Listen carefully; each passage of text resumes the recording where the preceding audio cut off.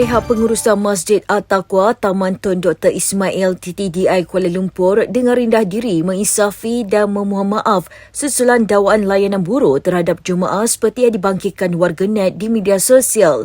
Menerusi hantaran di media sosial, pihak masjid memaklumkan tindakan susulan akan diambil bagi memperbaiki apa yang sepatutnya agar tidak berulang pada masa akan datang.